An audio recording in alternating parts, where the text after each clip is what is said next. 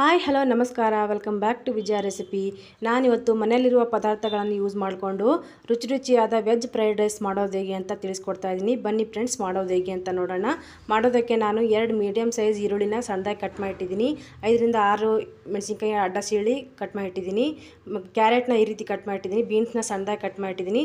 ಸ್ವಲ್ಪ ಕೊತ್ತಂಬರಿ ಸೊಪ್ಪು ಮತ್ತು ಕ್ಯಾಬೇಜ್ ಅಥವಾ ಎಲೆಕೋಸನ್ನು ಈ ರೀತಿ ಉದ್ದುದ್ದವಾಗಿ ಕಟ್ ಮಾಡಿ ಇಟ್ಕೊಂಡಿದ್ದೀನಿ. ಅನ್ನನ ನಾನು ಮೊದಲೇ ಮಾಡಿ ಇಟ್ಕೊಂಡಿದ್ದೀನಿ, ಆರಕ್ಕಿಟ್ಟಿದ್ದೀನಿ. ಇವಾಗ ಮಾಡೋದು ಹೇಗೆ ಅಂತ ನೋಡೋಣ ಬನ್ನಿ ಫ್ರೆಂಡ್ಸ್. ಒಲೆ ಮೇಲೆ ಒಂದು ಅಗಲವಾದ ಕಡಾಯಿನ ಇಟ್ಕೊಂಡು ಆಯಿಲ್ನ ಹಾಕಿ ಸ್ವಲ್ಪ ಜೀರಿಗೆ ಹಾಕಿದ್ದೀನಿ. ಜೀರಿಗೆ ಹಾಕ್ಬಿಟ್ಟು ಮೆಣಸಿನ್ಕಾಯಿ ಹಾಕಿ ಈರುಳ್ಳಿನ ಹಾಕಿ ಚೆನ್ನಾಗಿ ಫ್ರೈ ಮಾಡ್ಕೊತಾ ಇದ್ದೀನಿ. ಅದು ಸ್ವಲ್ಪ ಫ್ರೈ ಆದಮೇಲೆ ಶುಂಠಿ ಬೆಳ್ಳುಳ್ಳಿ ಪೇಸ್ಟನ್ನು ಸೇರಿಸ್ಕೊತಾ ಇದ್ದೀನಿ. ಶುಂಠಿ ಬೆಳ್ಳುಳ್ಳಿ ಪೇಸ್ಟ್ ಹಸಿ ವಾಸನೆ ಹೋಗೋವರೆಗೂ ಹುರಿದಾದ್ಮೇಲೆ ಕ್ಯಾರೆಟ್ನ ಇವಾಗ ಸೇರಿಸ್ಕೊತಾ ಇದ್ದೀನಿ. ಕ್ಯಾರೆಟ್ನ ಸ್ವಲ್ಪ ಬೇಯಿಸ್ಕೊತಾ ಇದ್ದೀನಿ. ಅದಾದಮೇಲೆ ಬೀನ್ಸ್ನ ಸೇರಿಸ್ಕೊತಾ ಇದ್ದೀನಿ. ಬೀನ್ಸ್ನ ಸೇರಿಸ್ಕೊಂಡು ಚೆನ್ನಾಗಿ ಮಿಕ್ಸ್ ಮಾಡಿಕೊಂಡು ಫ್ರೈ ಮಾಡ್ಕೋಬೇಕಾಗುತ್ತೆ.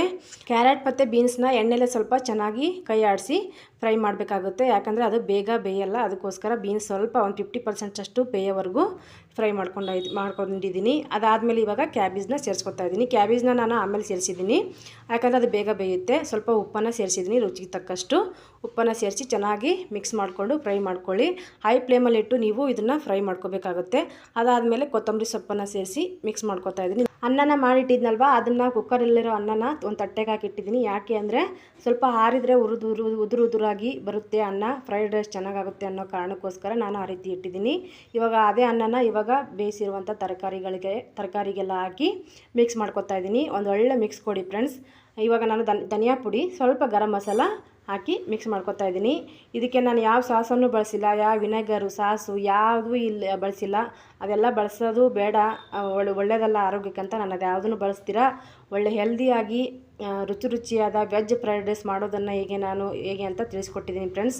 ನೀವು ಒಂದ್ಸರಿ ಮಾಡಿ ನೋಡಿ. ಕೊತ್ತಂಬರಿ ಸೊಪ್ಪನ್ನು ಸೇರಿಸ್ತಾ ಇದ್ದೀನಿ. ಇವಾಗ ಲಾಸ್ಟಲ್ಲಿ ಕೊತ್ತಂಬರಿ ಸೊಪ್ಪು ಸೇರಿಸಿ ಚೆನ್ನಾಗಿ ಮಿಕ್ಸ್ ಮಾಡಿಬಿಟ್ರೆ ರುಚಿಯಾದ ಕಲರ್ಫುಲ್ಲಾದ ವೆರಿ ಟೇಸ್ಟಿ ಆ್ಯಂಡ್ ಈಸಿ ಒಂದು 5 ನಿಮಿಷದಲ್ಲಿ ಮಾಡ್ಕೋಬೋದಾದಂಥ ವೆಜ್ ಫ್ರೈಡ್ ರೈಸ್ ಮಾಡೋದನ್ನು ಹೇಗೆ ಅಂತ ನಾನು ತಿಳಿಸ್ಕೊಟ್ಟಿದ್ದೀನಿ ಫ್ರೆಂಡ್ಸ್.